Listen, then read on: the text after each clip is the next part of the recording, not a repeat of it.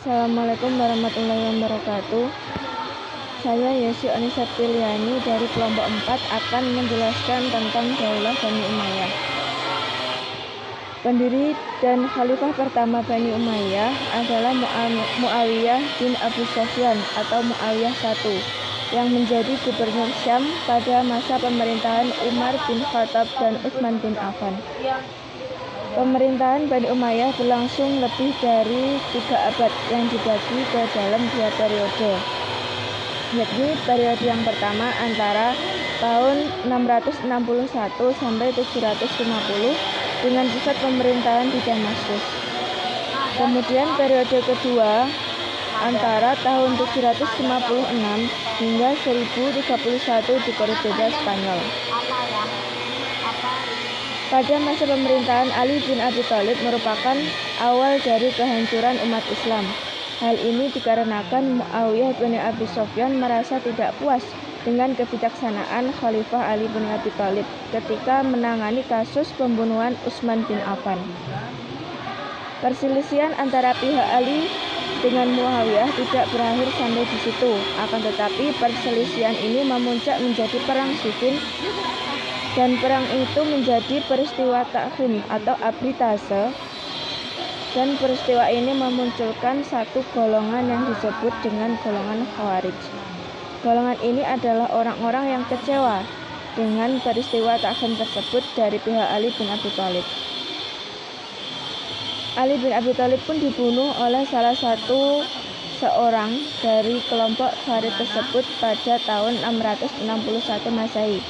Meninggalnya Ali bin Abi Thalib membuat Muawiyah mengumumkan dirinya sebagai khalifah yang baru dengan berpusat di Damaskus, Suriah.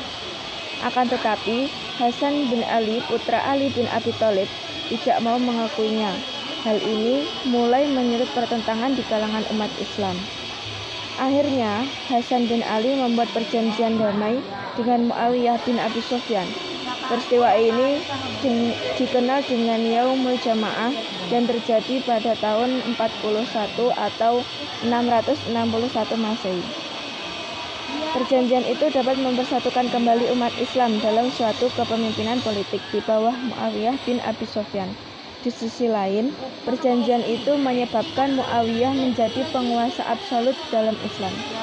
Dinasti atau Daulah Umayyah berkuasa hampir 1 abad, yaitu selama 90 tahun dengan 14 khalifah. Muawiyah yang mendirikan Daulah Umayyah menduduki kekuasaan dengan berbagai cara, siasat, politik, atau tipu muslihat yang licik, bukan atas pilihan kaum muslimin sebagaimana dilakukan oleh para khalifah sebelumnya. Dengan demikian, berdirinya Daulah Bani Umayyah bukan berdasar pada musyawarah atau demokrasi. Jabatan khalifah menjadi turun-temurun, dan daulah Islam berubah sifatnya menjadi daulah bersifat kerajaan. Jadi, sistem pergantian khalifah yang dilakukan oleh Muawiyah bin Abi Sufyan adalah sistem monarki. Assalamualaikum warahmatullahi wabarakatuh. Perkenalkan, nama saya Yosima Nizar Zulfikar dengan NIM 201210474. Di sini saya akan menjelaskan materi yang berjudul Khalifah-Khalifah Daulah Bani Umayyah. Adapun urutan-urutan Khalifah Daulah Bani Umayyah adalah sebagai berikut. Yang pertama yaitu Muawiyah bin Abi Sufyan. Ia adalah pendiri Daulah Bani Umayyah dan menjabat sebagai khalifah pertama. Ia memindahkan ibu kota dari Madinah ke kota Damaskus dalam wilayah Suriah. Pada masa pemerintahannya, ia melanjutkan perluasan wilayah kekuasaan Islam yang terhenti pada masa Khalifah Utsman dan Ali. Di samping itu, ia juga mengatur tentara dengan cara baru dengan meniru aturan yang ditetapkan oleh tentara di Bizantium, membangun administrasi pemerintahan, dan juga menetapkan aturan kiriman pos. Muawiyah meninggal dunia dalam usia 80 tahun dan dimakamkan di Damaskus. Khalifah yang kedua yaitu Yazid bin Muawiyah. Ia lahir pada tahun 643 Masehi. Pada tahun 681 Masehi, ketika Yazid naik tahta, sejumlah tokoh di Madinah tidak mau menyatakan setia kepadanya. Ia kemudian mengirim surat kepada gubernur Madinah, lalu memintanya untuk memaksa penduduk mengambil sumpah setia kepadanya. Dengan cara ini, semua orang terpaksa tunduk kecuali Husain bin Ali dan Abdullah bin Zubair. Bersamaan dengan itu, Syiah atau golongan Ali melakukan konsolidasi atau penggabungan kekuatan kembali. Perlawanan terhadap Bani Umayyah dimulai oleh Husain bin Ali. Pada tahun 680 Masehi, ia pindah dari Mekah ke Kufah atas permintaan golongan Syiah yang ada di Irak. Umat Islam di daerah ini tidak mengakui Yazid. Mereka mengangkat Husain sebagai khalifah. Dalam pertempuran yang tidak seimbang di Karbala, tentara Husain kalah dan Husain sendiri mati terbunuh. Kepalanya dipenggal dan dikirim ke Damaskus, sedangkan tubuhnya dikubur di Karbala. Masa pemerintahan Yazid dikenal dengan 4 hal yang sangat hitam sepanjang sejarah Islam, yaitu yang pertama, pembunuhan Husain bin Abi Thalib, cucu Nabi Muhammad.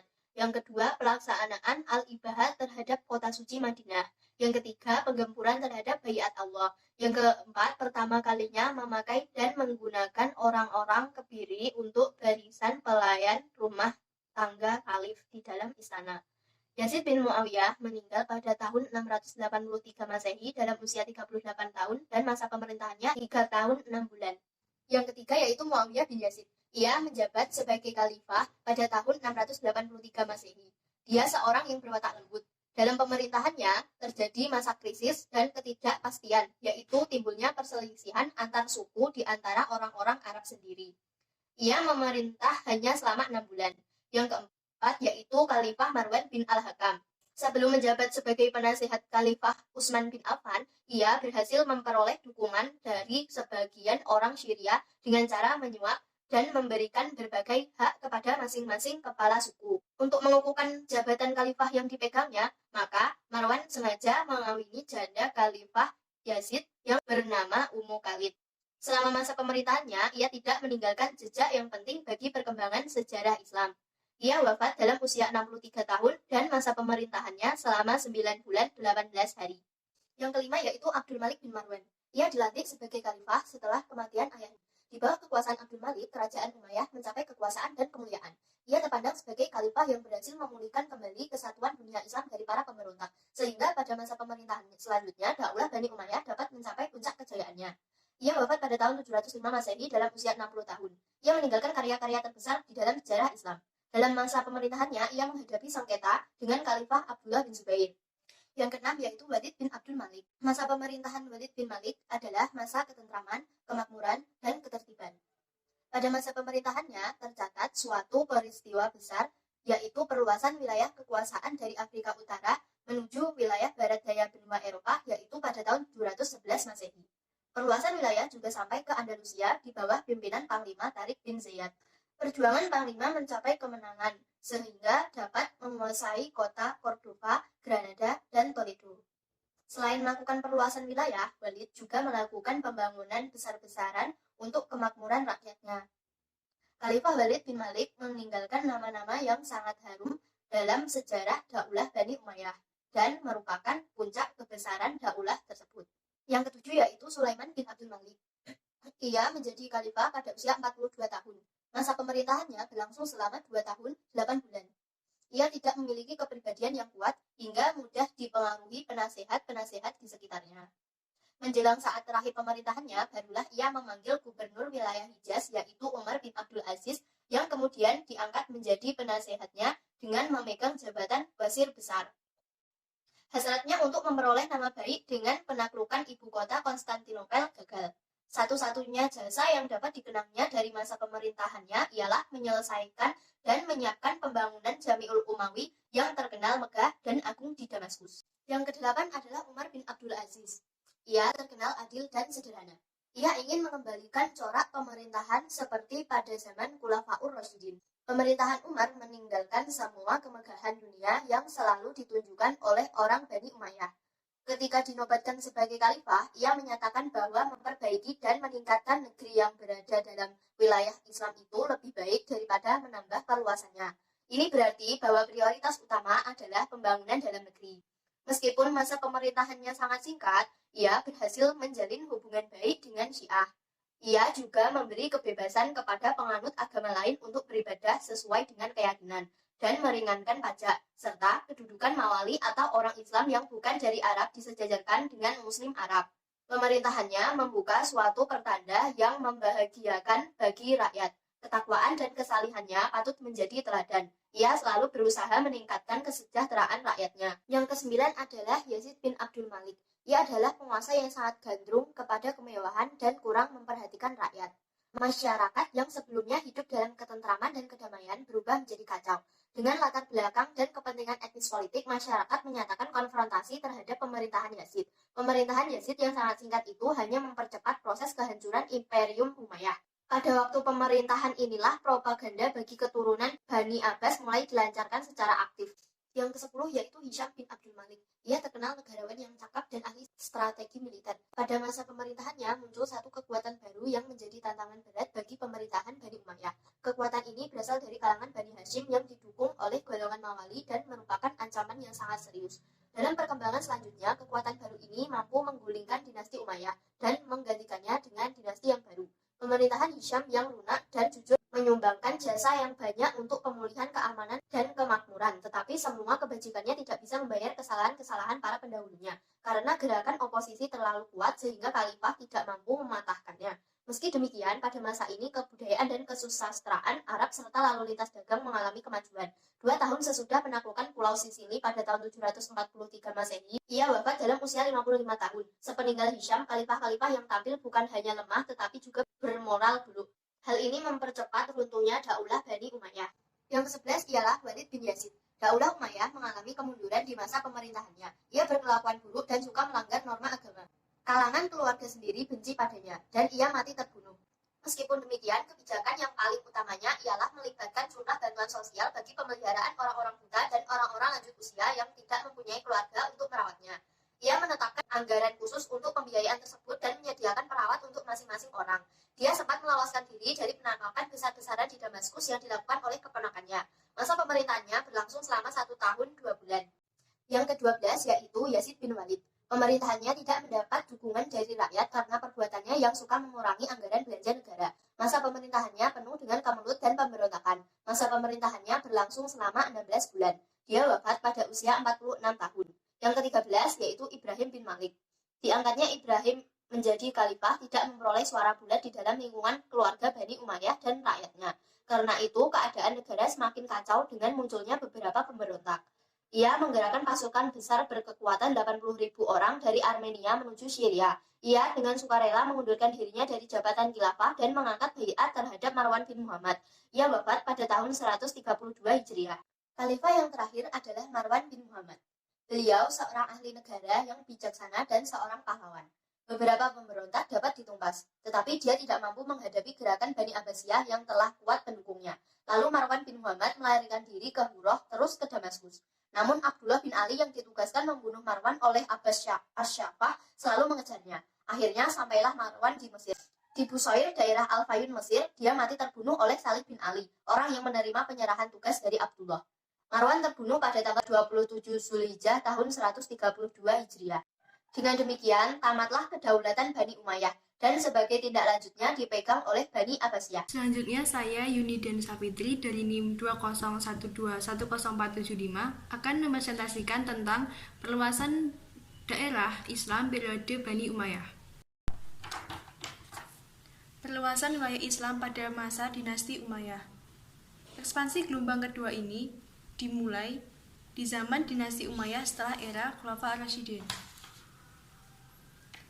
Muawiyah bin Abi Sufyan sebagai pendiri dan khalifah pertama pada dinasti itu melanjutkan kebijakan ekspansi Islam yang sempat terhenti pada tahun-tahun akhir kekuasaan Utsman bin Affan hingga kekuasaan Ali bin Abi Thalib tumbang. Perluasan wilayah Islam pada masa dinasti Umayyah yang pertama ke timur pada masa pemerintahan Muawiyah bin Abi Sufyan. Muawiyah mengutus Uqbah bin Nafi untuk mengadakan ekspansi Islam ke wilayah Afrika Utara hingga berhasil merebut Tunis. Di sanalah pada tahun 50 Hijriah, Uqbah mendirikan kota baru bernama Qairawan yang selanjutnya terkenal sebagai salah satu pusat kebudayaan Islam. Tidak cukup sampai di situ, Muawiyah juga berhasil mengadakan perluasan wilayah Islam di Khuzaran, Sungai Oghuz, Afghanistan, sampai ke Kabul. Angkatan Laut Muawiyah juga dengan gagah berani menyerang Konstantinopel, ibu kota Bizantium. Pada ekspansi ke timur ini kemudian terus dilanjutkan kembali pada masa Khalifah Abdul Malik bin Marwan. Abdul Malik bin Marwan mengirimkan tentara menyeberangi Sungai Okhus dan berhasil menundukkan Balkanabad atau Turkmenistan, Bukhara, Uzbekistan, Khwarezmia atau Iran, Fergana, Uzbekistan, dan Samarkand, Uzbekistan. Tentaranya bahkan sampai ke India dan menguasai Balukistan, Sind dan daerah Punjab sampai ke Multan, Pakistan. Yang selanjutnya adalah perluasan wilayah dinasti Umayyah di barat, yaitu pada masa pemerintahan Al-Walid bin Abdul Malik. Pada masa ini dikenal dengan masa ketenteraman, kemakmuran, dan ketertiban. Pada masa ini juga dilakukan penaklukan di Afrika Utara, yang meliputi penaklukan Pulau Jarba di Tunisia, Rhodesia, Kreta, dan Kepulauan Ijih di dekat kota Konstantinopel.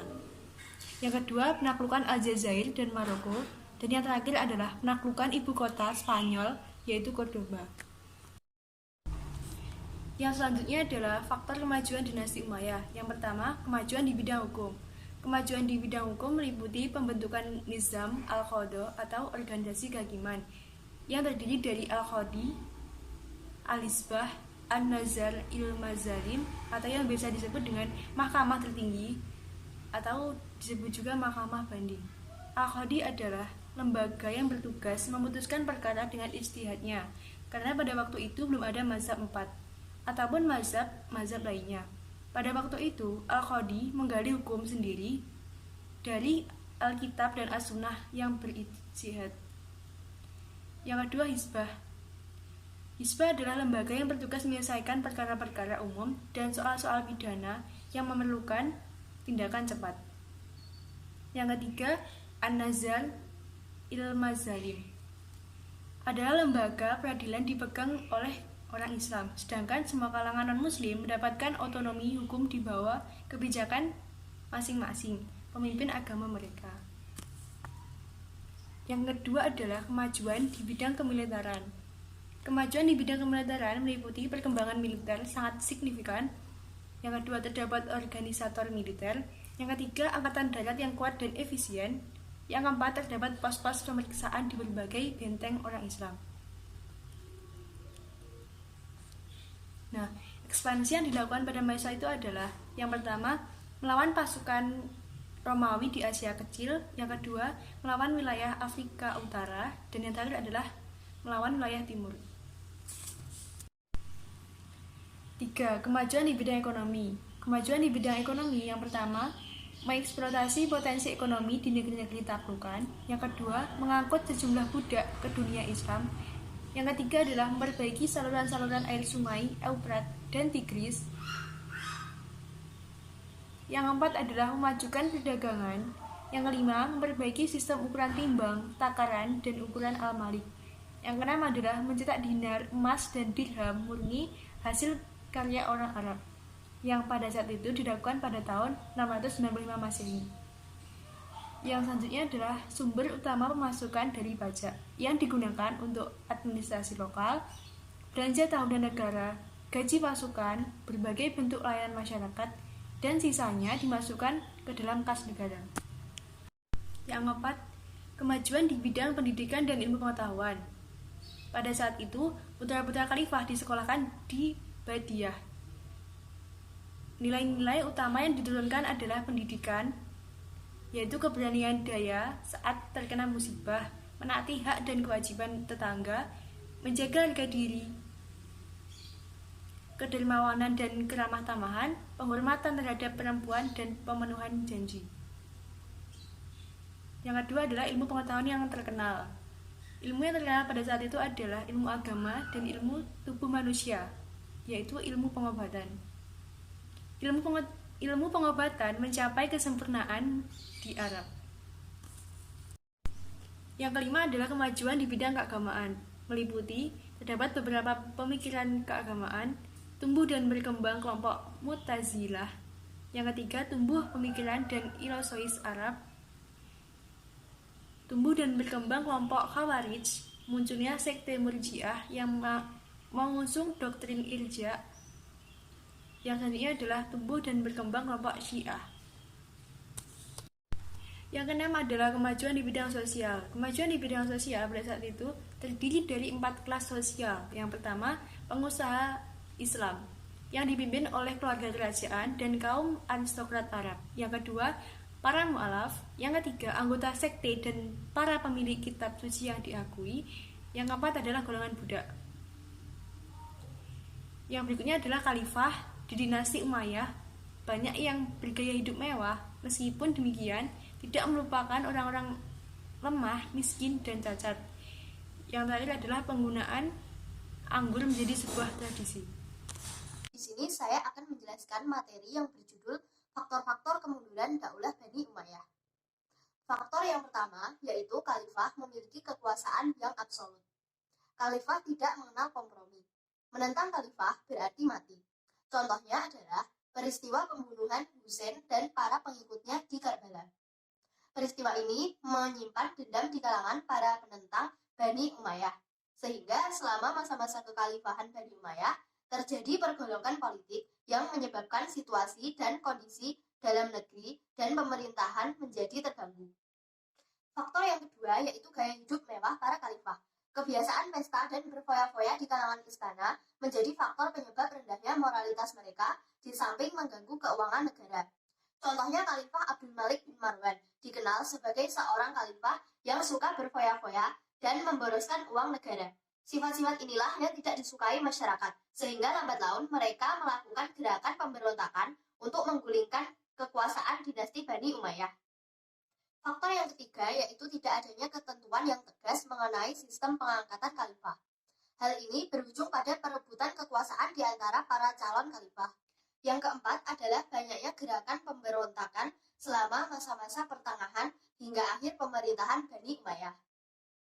Usaha penumpasan para pemberontak menghabiskan daya dan dana yang tidak sedikit, sehingga kekuatan Bani Umayyah semakin mengendur. Yang kelima yaitu pertentangan antara Arab Utara atau Arab Mudariyah dan Arab Selatan atau Arab Himariyah semakin meruncing, sehingga para penguasa Bani Umayyah mengalami kesulitan untuk mempertahankan kesatuan dan persatuan serta keutuhan negara. Yang keenam adalah banyaknya tokoh agama yang kecewa dengan kebijaksanaan para penguasa Daulah Bani Umayyah karena tidak didasari dengan syariat Islam.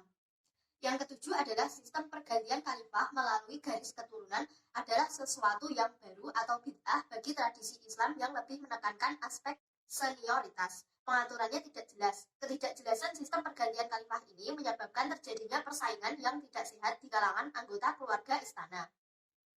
Penyebab tergulingnya dinasti Bani Umayyah yang terakhir adalah munculnya kekuasaan baru yang dipelopori oleh keturunan Al-Abbas Ibnu Abd Al-Muthalib. Gerakan ini mendapat dukungan penuh dari Bani Hashim dan golongan Syiah dan kaum Mawali yang merasa dikelas duakan oleh pemerintahan Bani Umayyah. Demikian presentasi dari kelompok kami, kurang lebihnya kami mohon maaf. Apabila ada pertanyaan bisa ditulis di kolom diskusi. Wallahul muwaffiq ila aqwamit thoriq. Assalamualaikum warahmatullahi wabarakatuh.